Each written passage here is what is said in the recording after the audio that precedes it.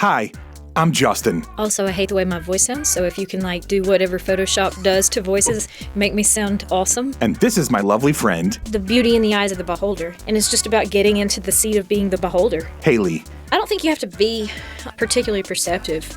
I just think you have to look up. This podcast is mostly just her telling me stories. If you expose yourself to the possibility that this might be really awkward, there can be something just really cool on the other side of it. She thinks that her life and way of looking at things are Oh, I was kind of waiting on you. I thought you were getting your stuff ready. You're waiting on me? pretty normal. You got to edit out all the misinformation about the Amish. Maybe you can relate. I would like a chance to re-sing the Amish Paradise. If you want lighthearted stories All right, you want to talk about goats? and stream of consciousness, I just woke up and needed some friends, and so I bought them. then you're gonna like the Sunny Side Up podcast. Sunny side up, sunny side up, sunny side up, sunny side up. So, if you're at all like me, you may feel that you're living in a world that can be a bit overwhelming and confusing at times. I'm also a huge fan of podcasts, documentaries, docudramas, stories, and of just information in general. Between all of that and the social media and news, sometimes our brains can feel like they're on overload. Hayley and I hope that this podcast can be something of an antidote to all of that. Like little jello shots of joy and distraction. None of it is too serious or really too informative. Mostly it's just two friends who have conversational chemistry talking about whatever enters the minds of relatively ADHD people. We hope you enjoy. I remember when I was young, and it was like one of the few really vivid memories when I was a kid in Chicago, and my dad was friends with this guy named Steve who owned a mechanic shop somewhere like in downtown Chicago. And it was like we lived in the suburbs, which was, kind of what you'd imagine, relatively idyllic and peaceful in the suburbs. So anyways, wherever Steve's shop was like greasy and noisy, and it was downtown Chicago, or at least that's how I remember it. It was like Right. rough and weird and wild and just, it was exotic. And it was, to a young boy, it was like, I don't know, there was something, there was a romance to it, because there was just like cars torn apart from like one end to the other in different rooms with, books of like all the different ways you could fix cars and all these weird machines and these lifts, and there's grease pits and, anyways. And as a side note, like Steve. That is the most enthusiasm I have ever heard. Yeah, it was for car garages. I know. I love that. I don't know why it stuck out, but Steve was this character. Even before I get to my story of like how it relates back to what you were just talking about, the bad parts, but him and this guy, there was another like auto shop sort of diagonally across the street from him, and at night, sometimes for fun, they would shoot bottle rockets at each other. So they had made like a metal pipe, like a T-shaped metal pipe, and they would set the bottle rocket, light it, and shoot it across like a busy Chicago street. And you'd get like 3 or 4 of them off, and then you'd have to stop because, of course, the police would come. It was this, right. It was just fun. Anywho, here's where we're gonna dovetail into like, why did Justin tell us this story? So, Steve said there was this unit, a special unit for the police that would go into Cabrini Green. And if you've ever heard of Cabrini Green, okay, it was like this. The way I remember it was government housing. What do they call government housing in like inner city government housing? Like Section 8? Like a Section 8 projects, whatever the thing is, that's what it was.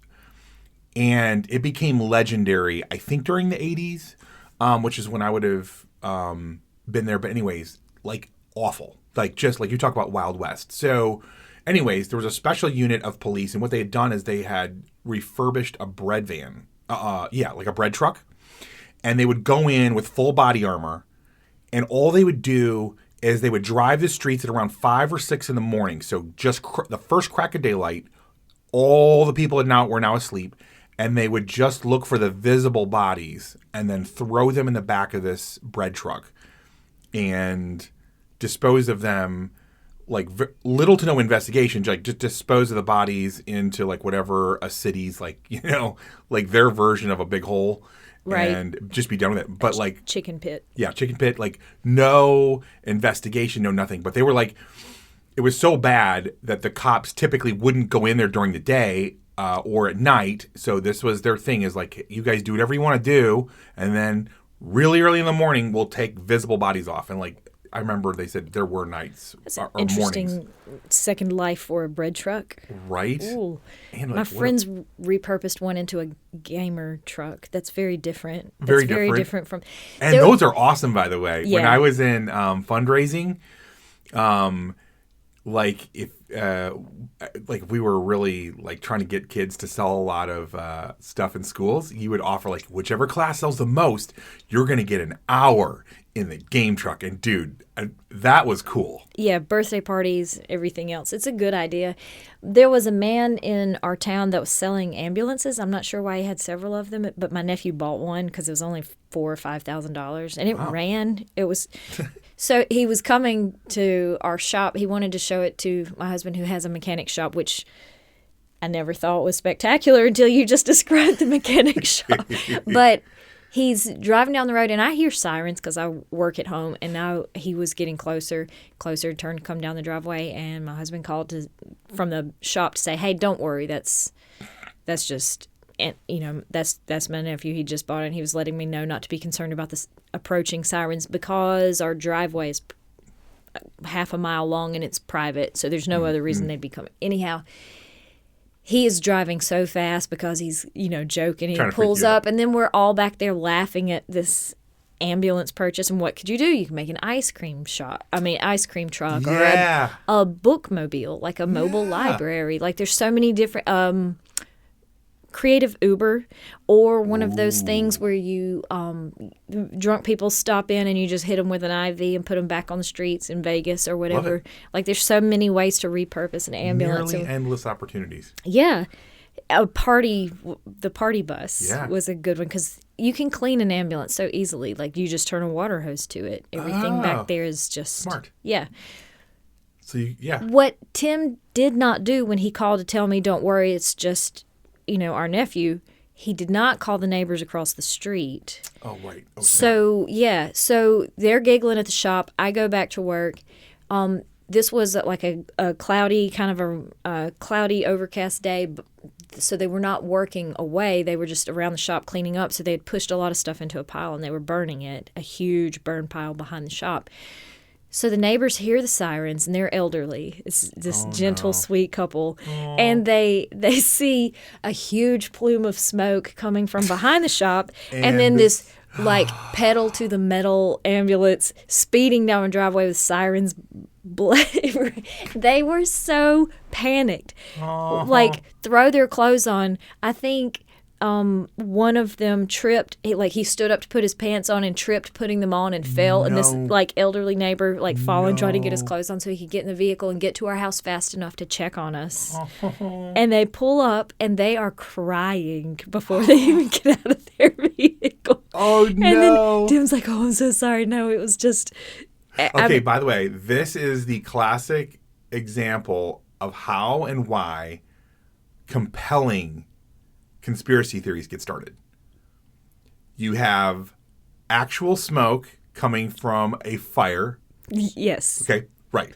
But in real life, it was intentional. A controlled burn. Right, yes. Right. Okay. But from just over the hedge, you don't know that. And then, in this crazy coincidence, you've got a funny nephew who buys a $4,000 ambulance and is now pranking you guys, who at the same time. Anyways, this is how I've realized this is how a lot of great conspiracy theories come, because the idea, there's this saying that there's no such thing as coincidences. I beg to differ.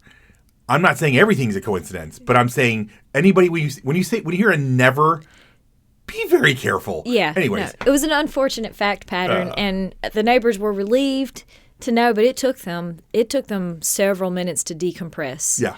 And figure everything's okay, and then kind of go back home. Man. Well, and the poor guy fell. He probably needed a real ambulance after falling and tripping over trying to get in his pants fast Give enough. him a ride, Jerry. Give him a ride. Hello, lovely friends. Thank you so much for hanging out with us. And it would mean the world if you would tell other people about this podcast and maybe even spam your social media accounts with just how much you're enjoying it. If you are, of course. Also, commenting and rating us on whatever platform you're downloading or streaming from is incredibly helpful to a little startup podcast like this one.